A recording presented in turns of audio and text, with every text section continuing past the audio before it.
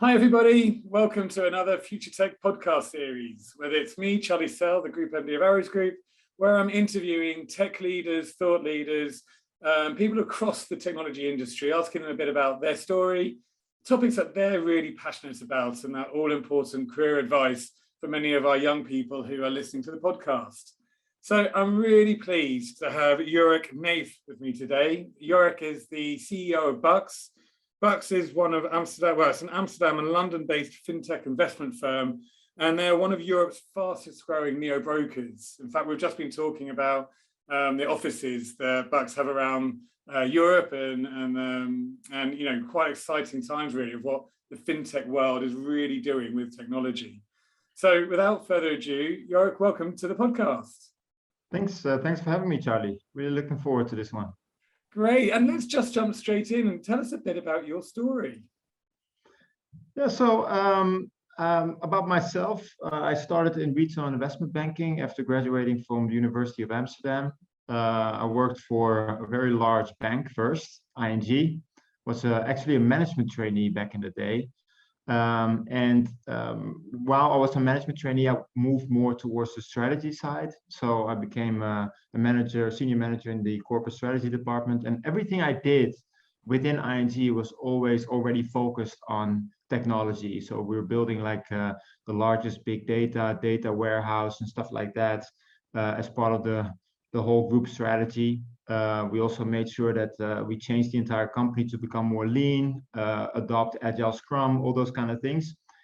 Yeah, at some point, I thought, I want to do this. I want to build something myself and not just be on the sidelines and move this oil tanker, maybe a little bit left and right, but I want to be on that speedboat, right? And be responsible myself. So I had the chance to join a small group of people founding Bucks.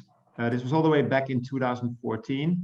And I think the vision of the company back then is still the same as it is today. So we're really trying to make investing affordable, accessible, and intuitive for everyone. And I think that is more important now than ever.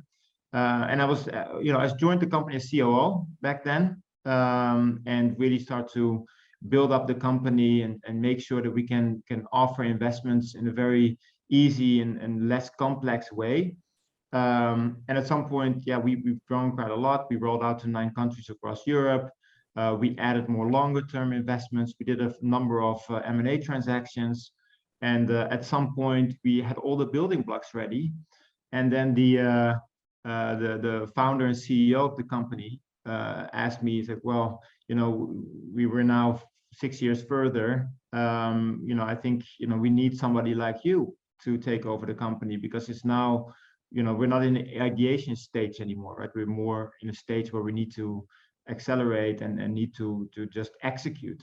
So he asked me to take over the reins, and I, of course, happily obliged and said yes.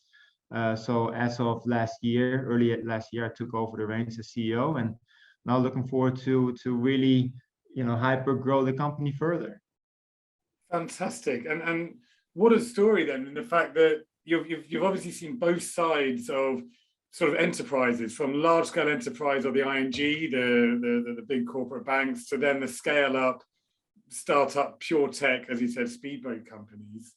What, in your opinion, what's the sort of advantages, but also maybe some of the challenges of joining the speedboat type business, the scale up tech businesses?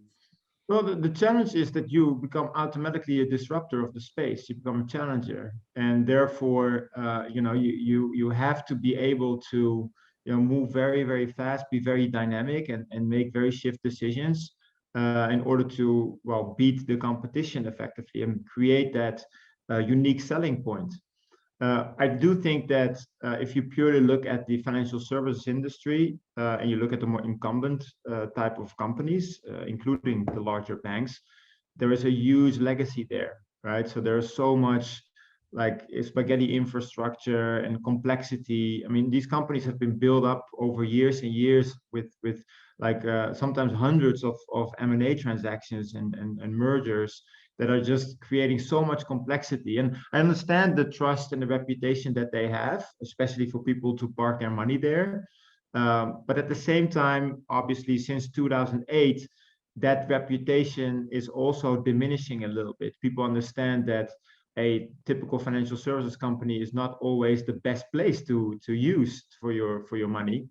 And that is, I think, the best thing about being that speedboat. You can dive into, a space that is ready to be disrupted.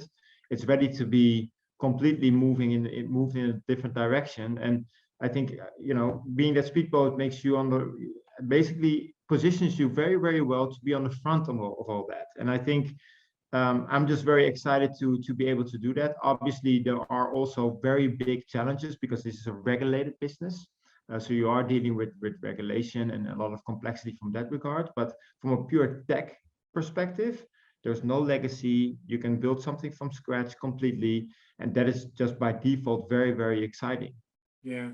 And I couldn't agree with you about the dynamism that you need working in a fintech in any type of scale up. And for many of our listeners who, a common question I get asked is, should I start in a large institution and get some foundations before I then move in and think about other types of businesses? And I don't know if you'd agree with me or not, but my advice is it's actually more about you as a person rather than the career advice that you want. If you want the security and the investment from a established L&D plan, and things like this, look at the larger institutions. If you're someone who wants to live on the edge a little bit more and needs to be in an environment where it's very fast moving, you need to be in a scale up. So it's probably more about the person sometimes than the type of industry.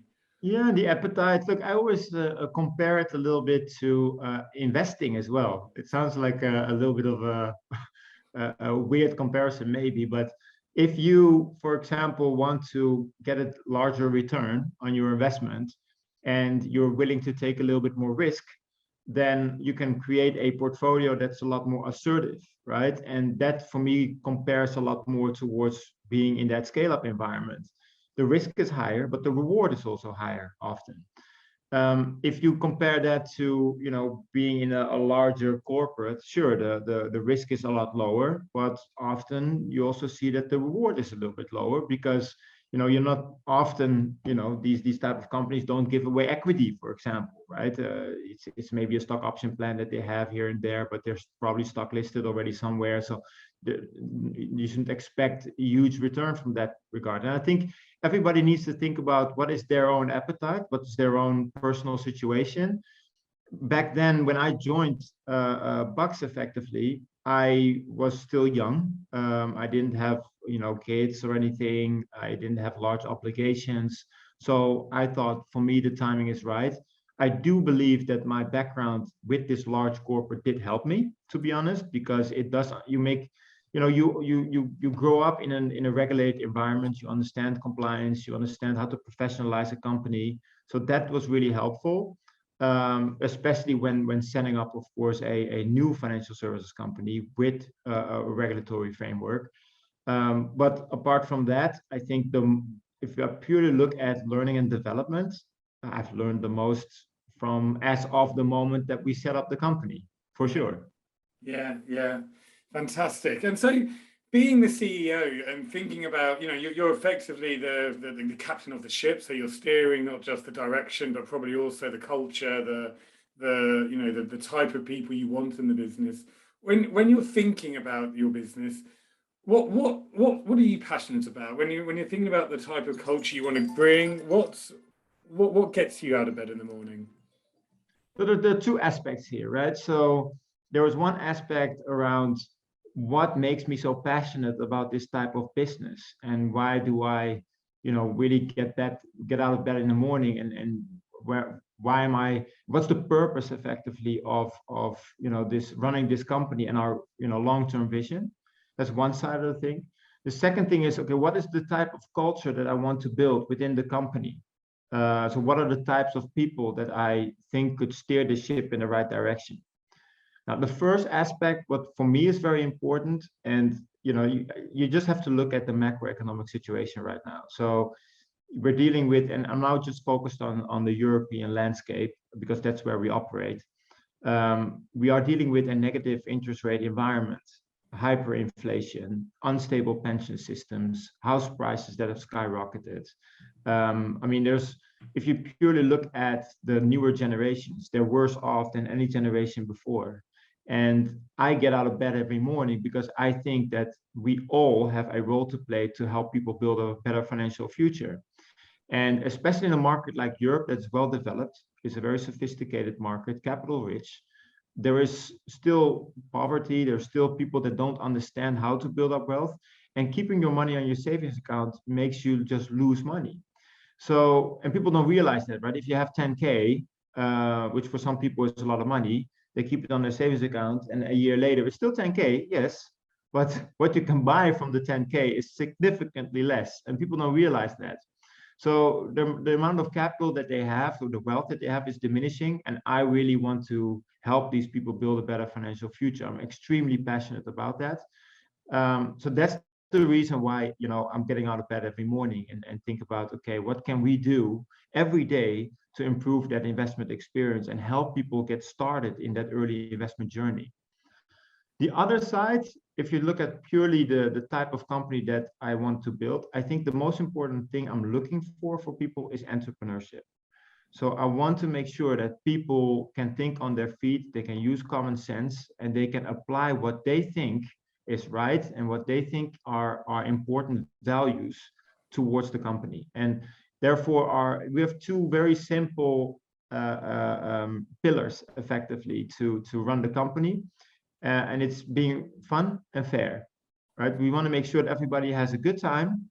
We want to be, you know, a place where people can thrive and where people can have a good time and help a passionate building up the company. But at the same time, we need to be fair as well. And that's just not to our employees, but also towards our customers, right? So we won't make everything for free, for example. We want to make sure that we charge everything fair and it's affordable. We don't overcharge, we don't undercharge either, because we need to build a sustainable business. And that is the culture that I'm trying to build within this company. But the most important thing, like I said, is the entrepreneurial spirit that people need to have. And therefore, it's funny that I haven't hired a lot of people from a corporate environment yet, actually. Well, I come from a corporate background myself, simply because if you purely look at the people that have already been working in a corporate environment for like a decade, they have this type of tunnel vision, the type of way of working that doesn't really fit anymore with a startup environment. People need to be agile. They need to be able to be dynamic and make adjustments. And they shouldn't be too reluctant to change, for example, because there will be a lot of changes happening within the company in a very short period of time. So that is a little bit the type of company I want to build, make people aware that there is a fast-moving environment here and that you need to be entrepreneurial in order to make that a success. Yeah, and I think you've just broken that down into two perfect areas: your purpose and your culture. And I totally agree with you that, you know, the two, although linked, are quite different in what you're trying to achieve. And if we bring this back then to many of our listeners who are, you know, either studying STEM subjects or they have a natural interest in the technology side of joining a fintech or a high growth tech business, what have you seen evolve, or when you're thinking about your technology teams, who are the type of people that thrive? Is it the same aspect? Is it entrepreneurship? Is it agility, or is there something else within the tech side of the business that really helps people thrive? Yeah, there's one other thing. Yes, what you just mentioned is correct. So basically what you have is, and I've made a lot of mistakes along the way, I can assure you that. But one of the things I noticed is that some people are really good at interviewing, and some people are really, really good in just doing their jobs, but are very poor at interviewing. So finding the right people is always a real challenge. So for example, a work sample is often a very good way of hiring people, or giving them a case, or letting them actually solve problems on the go. So we've incorporated that throughout our entire interview process now. That being said, I think that apart from the entrepreneurial spirit that people need to have, and the fact that they need to be open to continuous change, I think one other thing that I also really value in people It's just pure commitment on, the technology that we're building here. Because in the end, we are a tech firm, right? And the people are the most important thing, but everything is around the architecture that we have, the infrastructure that we have. We build our own tech. So there needs to be a certain passion for that technology.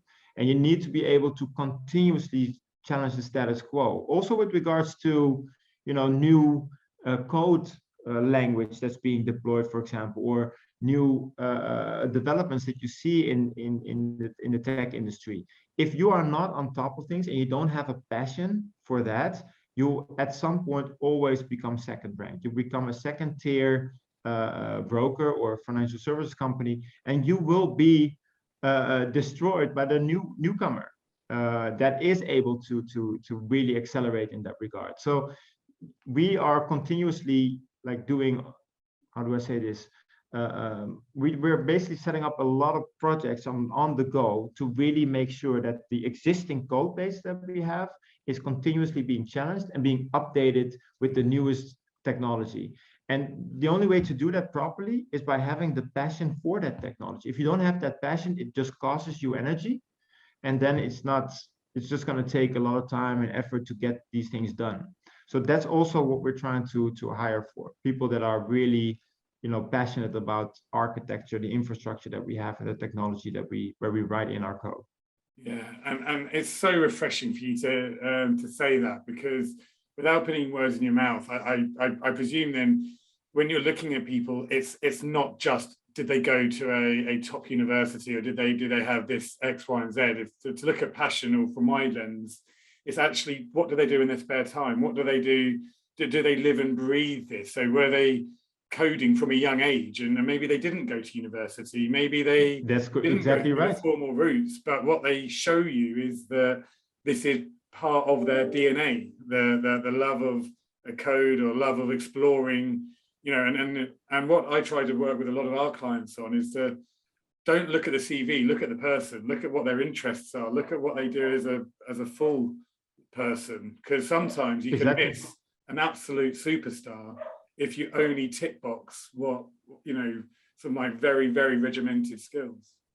That's absolutely, I mean, you're hitting the nail on the head there, Charlie, because if you purely look at the best developers that we have in-house, these are people that started, when they were 15, 16 with coding, right? And they didn't go to university. They just have a passion about the technology and a passion about building, excellent, digital products. Yeah. And I think that is, where you should focus your efforts. The best people are nowadays, at least, not anymore, the people from the top universities. Sure, there are people, you have to have a decent mix. And if you purely look at like business development, for example, it's really good to have people with like a business school background and stuff like that. I mean, I have that as myself as well. So from that perspective, you need to have that mix, but the actual real strength of the firm comes from the people that built the engineering side, the entire development stack of the company, because you're a tech company in the end. Yeah, and you are right. It's about the blend. So and in fact we have to be careful not to go too far down one extreme or the other. And so for companies, to truly understand that the mix is what makes them successful, I guess. And so but this, in every company that's the case, right? Having a well-diverse team, that's why D&I is so important nowadays, right? Because everybody sees the power of having this diverse multidisciplinary team. So we're also trying to do that, but there are superstars and there are stars. Yeah, that's it.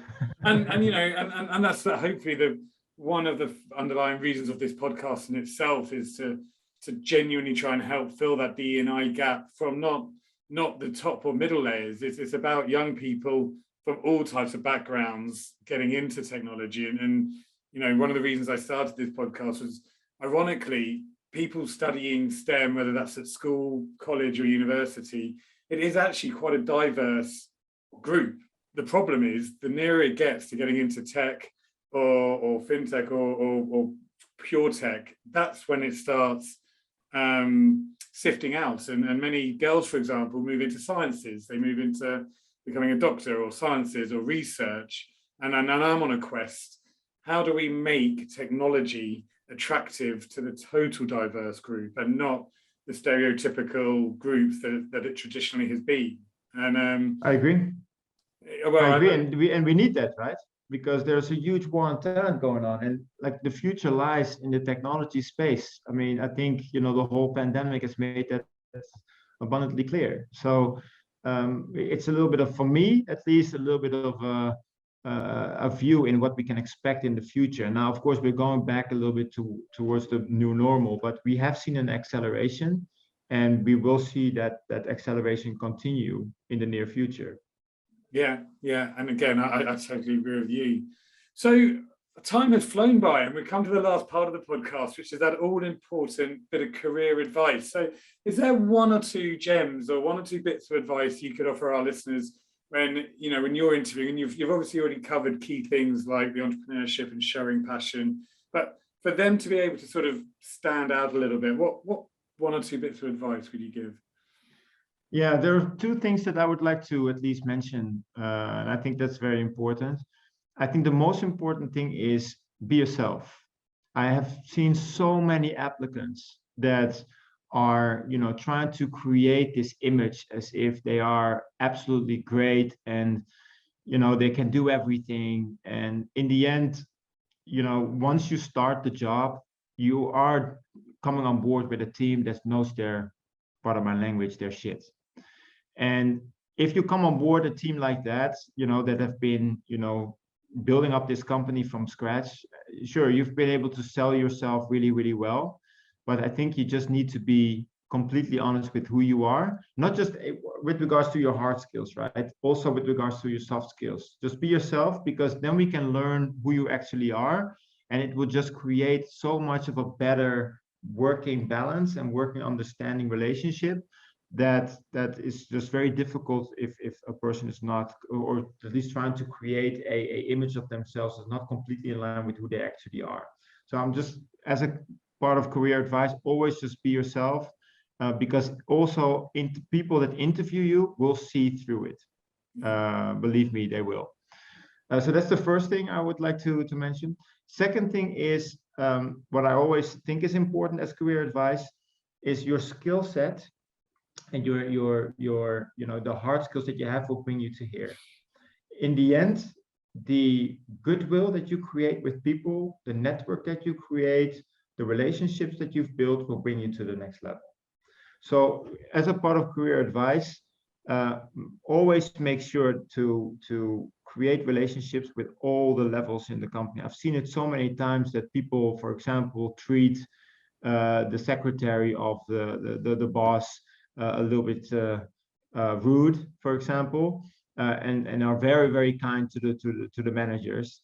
That doesn't fly anymore, because the secretary will talk to the boss as well, and you want to make sure that you really create that goodwill, because it's a competitive environment. So these are two very, I think, tangible things, I hope, to help people at least accelerate a little bit in their career, apart from hard skills that they can develop, because I think that is not something that I should be able to give advice on. Hard skills are hard skills, that's what they are, and you can develop them, you can train them, but the soft skill side is a lot more complex, and that is where the real sweet spot lies. That's where the gems are being found. Yeah, I just could not agree with you more. That be yourself, and that those building those relationships, especially across all levels of a business, and not just in your peer network or people you report into, is I think that's fundamental to the culture of the business. And it needs to be led from the top down. And so many businesses that I've helped or worked with, if I don't see that the leadership is engaging across the entire business, it's a very tough business to sell, like to new joiners, to people. And I think a lot of companies, and this is slightly different to many of our listeners, but they really need to be aware that the war of talent means your brand and your perception and your culture is what separates you from the 100 other businesses that are looking for the same talent. So for many of our listeners, you do have choice, you do have opportunities, but culture and passion, and it's a two-way thing in my opinion.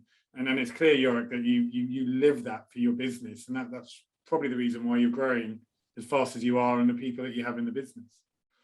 No, let's hope so, and let's keep that passion, right? I think everybody should be passionate about what they do, because if you are working 60 hours a week, if not more sometimes, in the scale-up environment, you better do something that you like.